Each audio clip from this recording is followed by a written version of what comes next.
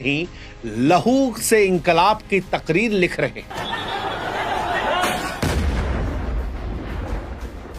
नेपाल की धरती आज खून से सनी हुई है और इसीलिए आज ये शेर किसी कविता की तरह नहीं बल्कि नेपाल की कड़वी सच्चाई की तरह दुनिया के सामने गूंज रहा है।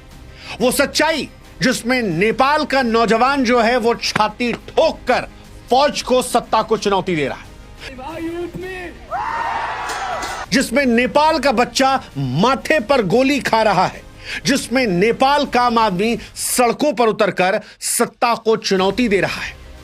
नेपाल के सड़कों पर इन दिनों जो कुछ हो रहा वो सिर्फ सोशल मीडिया बैन के खिलाफ आवाज वाला विरोध नहीं है।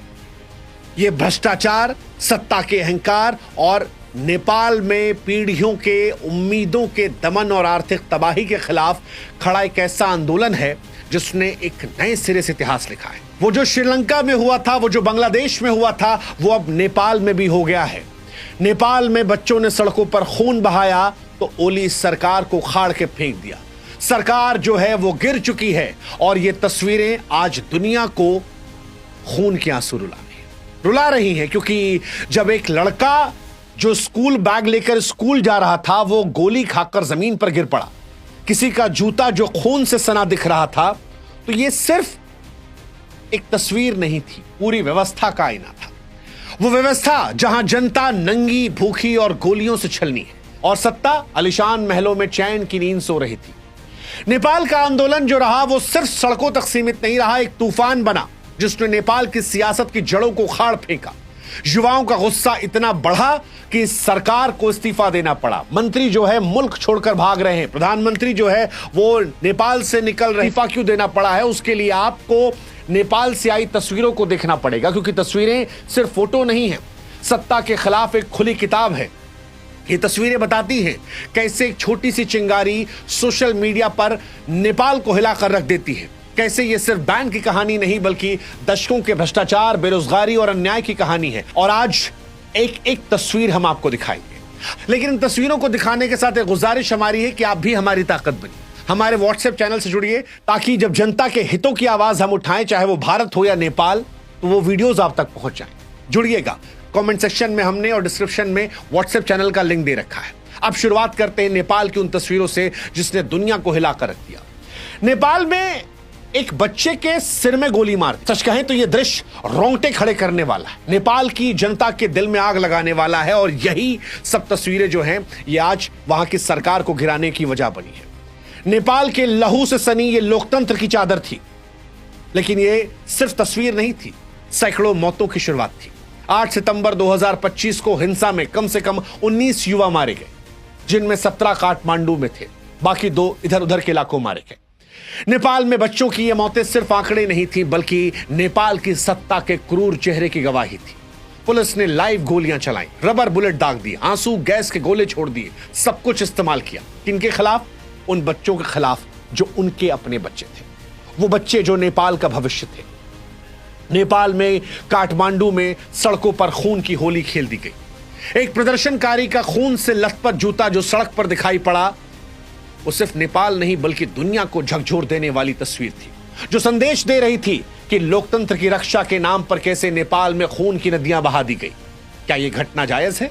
नेपाल के लोकतंत्र के इतिहास में यह काला अध्याय है जो बताता है कि एक फैसला पूरे देश में कैसे आग लगा सकता है अगर सत्ता असंवेदनशील हो जाए। और सत्ता असंवेदनशील हुई तो जनता भी नंगी होकर सामने आ गई। एक तस्वीर निकलकर सामने आई जो शर्म की नंगाई नहीं थी, जो सत्ता को नंगा कर रही थी। एक तस्वीर सामने आई जहां पर नेपाली फौज के सामने एक अधेड़ उम्र का शख्स सामने आता है और वहां पर खड़े होकर चिल्लाता है कि मार लो अगर हिम्मत है, मैं चुप नहीं रहूंगा, मैं खामोश नहीं रहूंगा। यह नंगापन कपड़ों का नहीं था, व्यवस्था की शर्म का था। जब सरकार जनता की आवाज को दबाती है तब जनता भी सत्ता को उसके नग्न रूप में उसकी औकात दिखाती है, और यही यहां दिखाई पड़ा। यह शख्स अकेला नहीं था। नेपाल की सड़कों पर सैकड़ों ऐसे लोग थे जो अपनी जान की परवाह किए बगैर सड़कों पर उतरे थे। काठमांडू में संसद भवन पर हमला करने वाले प्रदर्शनकारियों ने बैरिकेड्स को तोड़ दिया था, आग लगा दी थी। गुस्सा उनका दिख रहा था और इस गुस्से की वजह से पुलिस पीछे हटी, मंत्री इस्तीफा दिए, प्रधानमंत्री इस्तीफा दिए और अब एक एक करके वो मुल्क से भागने को तैयार है। लेकिन नेपाल के बच्चों ने खून बहाया है, कईयों की मौत हुई है, सैकड़ों घायल हुए, कई अभी भी गंभीर अवस्था में अस्पताल में भर्ती हैं और उन पर जो आंसू गैस से गोले दागे गए हैं, उनको लेकर वो मांग कर रहे हैं कि जिसने गोली मारी उसको जेल में होना चाहिए। उनका युवा कह रहा है कि हमारी गरिमा को तुमने छीना था, हम तुम्हें जड़ से उखाड़ कर फेंकेंगे।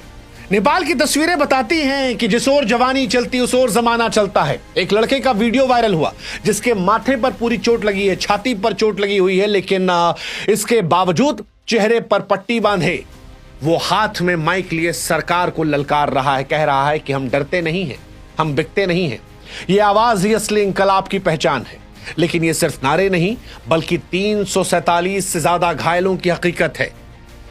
दुनिया भी कह रही है कि अंतर्राष्ट्रीय कानून का उल्लंघन है, क्योंकि प्रदर्शनकारी खतरा नहीं थे। 18 से 28 साल की उम्र के अधिकतर बच्चे थे, लेकिन पुलिस ने इसके बावजूद लाइव एम्यूनिशन का इस्तेमाल कर दिया। 13 से 28 साल के बच्चे जो स्कूल की यूनिफॉर्म में थे, कॉलेज के छात्र थे, उन पर हमला कर दिया। ये तानाशाही वाली मानसिकता को लेकर ही बच्चों ने कसम खाई कि अब सिर्फ कहानी बैन तक की नहीं है, अब सरकार को जड़ से उखाड़ कर फेंकेंगे। और वही दिखाई पड़ा। ये तस्वीरें बताती हैं कि युवाओं से जो टकराया है वो इतिहास का हिस्सा बन गया है। और इसी वजह से काठमांडू की गलियां जो हैं वो बीते 48 घंटों से समुद्र जैसी लग रही हैं, पहाड़ जैसी लग रही हैं। लाखों लोग सड़कों पर हैं, भीड़ में बूढ़े हैं, औरतें हैं, बच्चे हैं, लेकिन सबसे आगे युवा खड़े हैं।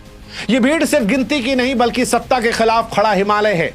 प्रदर्शन पूरे देश में फैल गया। पोखरा, बुटवल, भैरहवा, भारतपुर, इटाहरी, दमक, कर्फ्यू लगने के बावजूद लड़के जो है सड़कों पर उतरे, आर्म्ड व्हीकल्स के आगे लेट गए, संसद भवन पर हमला कर दिया, बैरिकेड को तोड़ दिया, आग लगा दिया।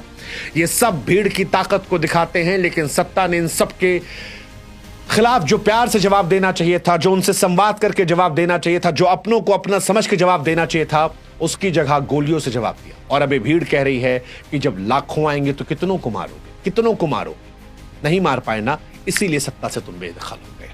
अब आप में से जो लोग जिनको अब तक नहीं पता कि नेपाल में पूरा विवाद है क्या, उनको भी हम थोड़ा संक्षिप्त में समझा देते हैं। नेपाल में ये चिंगारी इसलिए सुलगी क्योंकि 4 सितंबर 2025 को नेपाल सरकार ने 26 social media platform, Facebook, YouTube, WhatsApp, Insta, Twitter, LinkedIn, Reddit, signal, Snapchat, सब पर ताला लगा दिया। तर्क दिया कि ये कंपनियां नेपाल में अपना दफ्तर नहीं खोल रही, टैक्स के नियम को नहीं मान रही। लेकिन कहानी असली कुछ और थी। कुछ लोगों ने कहा कि नेपाल चाइना के करीब जा रहा था, टिकटॉक से लाखों डॉलर की रिश्वत ली थी, टिकटॉक को ही नेपाल में प्रमोट किया जाए, इसलिए बाकी सोशल साइट को ठप कर दिया।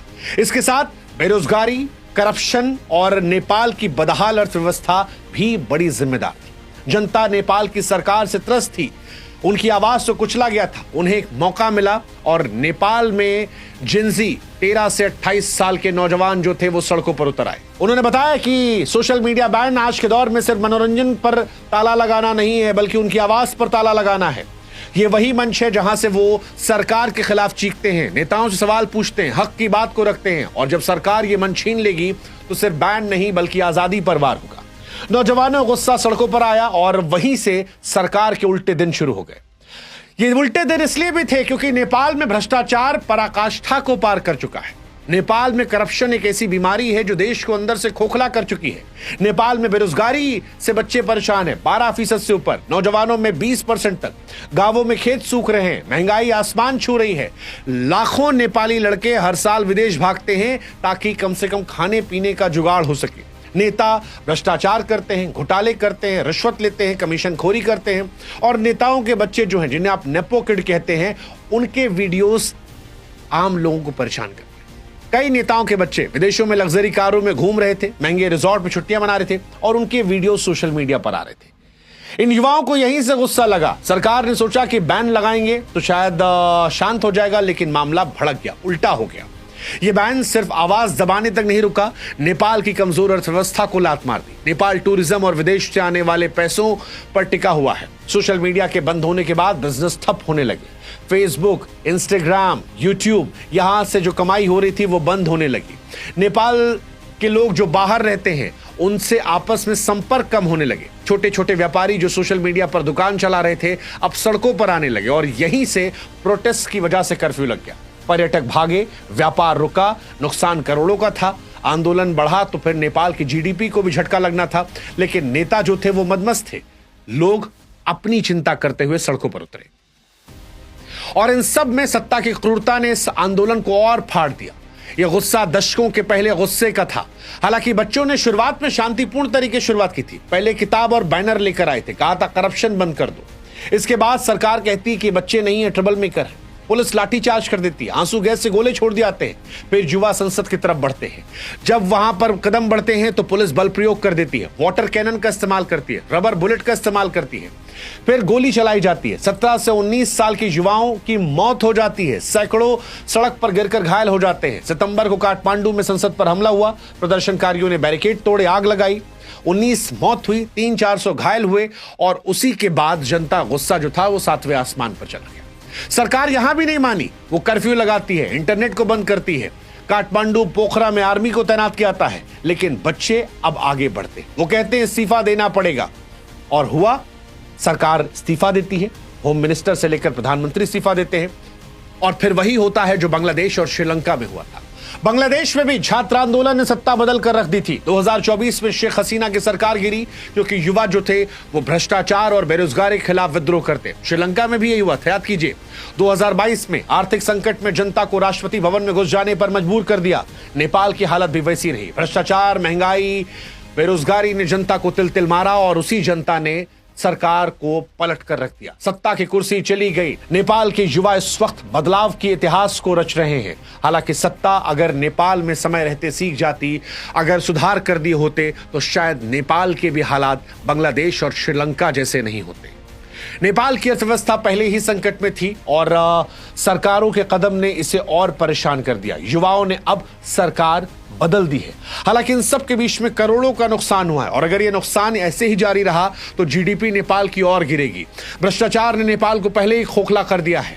अब नेपाल एक अस्थिरता की तरफ जा चुका है। सरकार खत्म हो चुकी है, युवा संतुष्ट अब तक नहीं है। सरकार सोशल मीडिया पर बैन हटा चुकी है। प्रधानमंत्री विदेश भागने की तैयारी में है। मुआवजा देने का ऐलान किया जा रहा है, लेकिन क्या यह काफी है? युवा कह रहा है कि अब सिर्फ बैन नहीं चाहिए, साफ सुथरी पारदर्शी सरकार चाहिए। कर्फ्यू के बावजूद प्रोटेस्ट जारी है। विपक्ष जो है वो भी यहां पर सरकार पर दबाव बना रहा है। दुनिया की निगाहें जो है वो भी यहां पर है। नेपाल का भविष्य जो है वो युवाओं के हाथ में है। नेपाल का आंदोलन सिर्फ सोशल मीडिया बैन नहीं बल्कि भ्रष्टाचार, अन्याय, आर्थिक तबाही, लोकतंत्र की हत्या के खिलाफ युवाओं का इंकलाब है।